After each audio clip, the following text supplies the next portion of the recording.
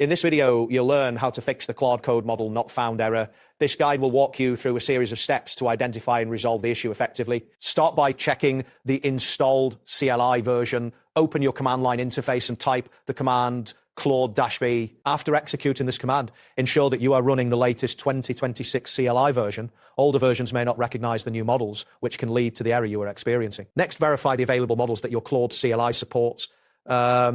Use the command Claude models-JSON to list the models associated with your API key. When the list appears, look for the exact model names. Common models for 2026 include Claude 3 and Claude Instant 1.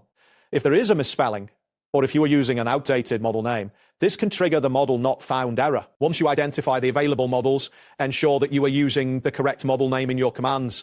For instance, a working command could be Claude summarize Windows 11 features -model Claude 3-JSON. It is crucial that the model name matches exactly with what you found in the previous step. Avoid using older names like Claude v1 or introducing typos, as these will also lead to errors. After confirming the model name, check the permissions associated with your API key. Some models require specific access permissions. To test this, execute a minimal request using the command Claude, hello, test model access -model Claude 3-JSON. If this returns a model not found error, it indicates that your API key may not have the required access to that model. In this case, contact your Claude API administrator or review your subscription details. If you are uncertain which model to use, consider testing with a fallback model. You can run the commands Claude hello-model Claude Instant 1-JSON. Instant models are usually enabled for all accounts and can help confirm whether your API key is functioning correctly before attempting to access other models. Lastly, if you are working with large prompts, be aware that they can sometimes trigger truncated output or errors which may mistakenly appear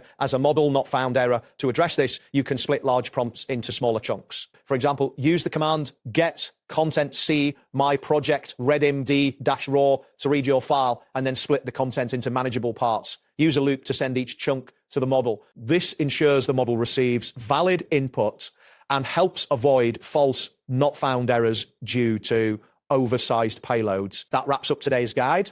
Thanks for watching and catch you in the next tutorial.